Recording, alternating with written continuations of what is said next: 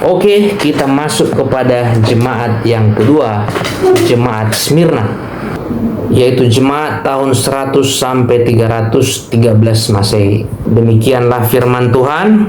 Tuliskanlah kepada malaikat jemaat di Smyrna, inilah firman dari yang awal dan yang akhir, yang telah mati dan hidup kembali. Aku tahu kesusahanmu dan kemiskinanmu, namun engkau kaya, dan fitnah mereka yang menyebut dirinya orang Yahudi, tetapi sebenarnya tidak demikian. Sebaliknya mereka adalah jemaah iblis. Jangan takut terhadap apa yang harus engkau derita.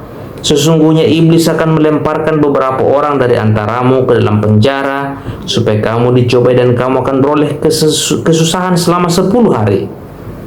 Hendaklah engkau setia sampai mati, dan aku akan mengaruniakan kepadamu mahkota kehidupan. Siapa bertelinga, hendaklah ia mendengarkan apa yang dikatakan Roh kepada jemaat. Barang siapa menang, ia tidak akan menderita apa-apa oleh kematian yang kedua. Arti nama Smyrna itu berasal dari kata mir, mur. Pasti kalau mur tidak asing lagi kepada kita. Ya, itu adalah minyak mur. Itu adalah getah harum dari pohon berduri. Kurang lebih seperti ini gambarnya ya. Uniknya minyak mur ini, dia tidak harum saat utuh, tetapi harumnya itu keluar saat dihancurkan. Mur atau mir itu selalu berkaitan dengan pengorbanan dan kematian.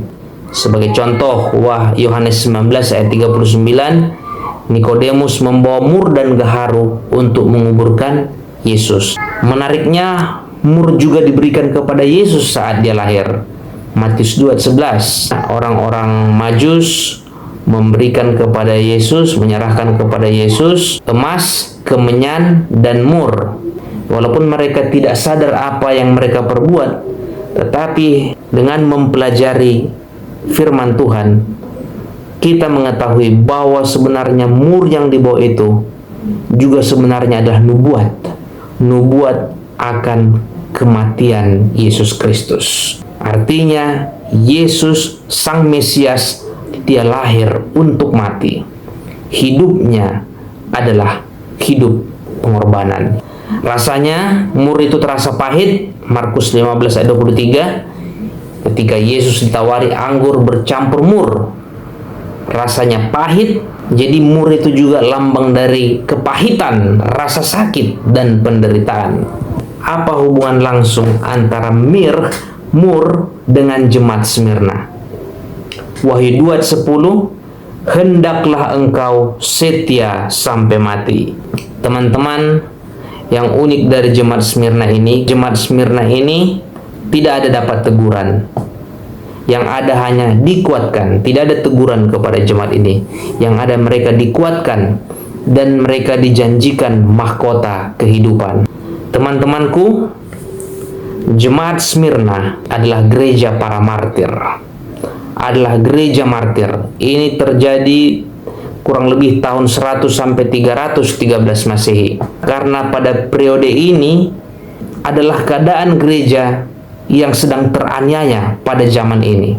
Dan puncak dari penganiayaan mereka, penderitaan mereka, terjadi dalam penganiayaan besar oleh Kaisar Diokletian tahun 303 sampai 313 Masehi. Sangat luar biasa cocok dengan ayat 10. Wahyu 2 ayat 10.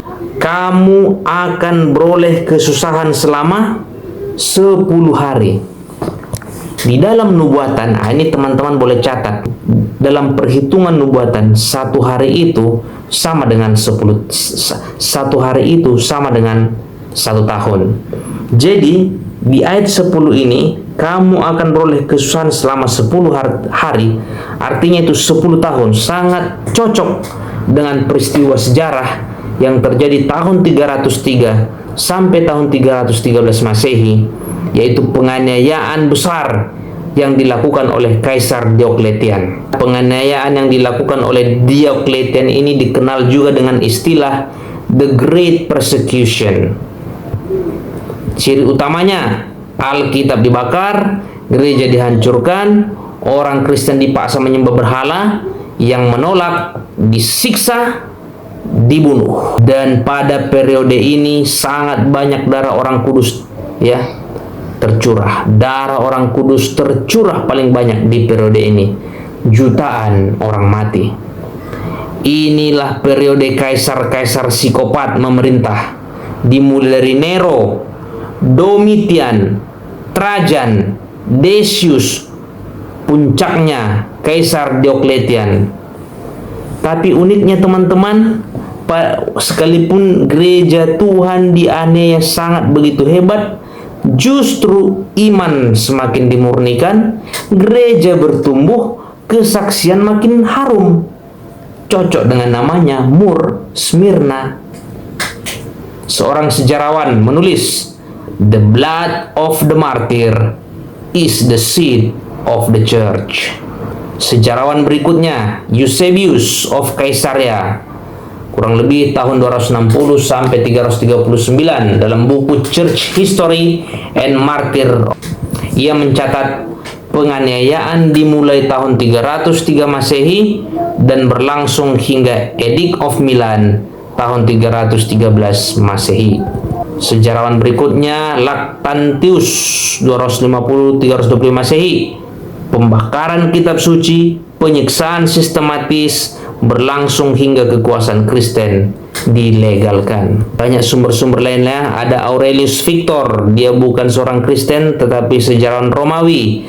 Ada Eutropius, Diocletianus Edicts, dokumen negara ya.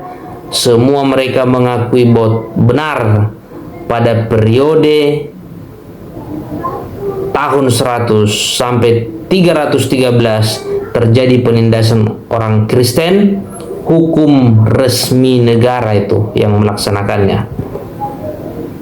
Jadi bukan hanya versi gereja atau sejarawan gereja yang mencatatkan demikian, tapi ini adalah sejarah umum.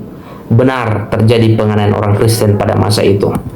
Teman-teman, minyak mur itu tidak harum waktu dia di pohonnya, tetapi waktu dihancurkan, diperas, pada waktu itulah dia menghasilkan aroma ya. Smyrna tidak harum karena kemudahan, tapi karena penderitaan. Kesimpulan, jemaat Smyrna dinamai sesuai dengan mur karena seperti mur. Gereja ini menghasilkan keharuman iman justru karena dihancurkan melalui penderitaan dan kemartiran. Dalam penganiayaan hebat termasuk pada masa Diocletian, kesetiaan sampai mati menjadikan gereja semakin murni, semakin berkenan di hadapan Kristus. Smyrna adalah gereja mur, diperas oleh penganiayaan, namun mengharumkan nama Kristus melalui darah para martir.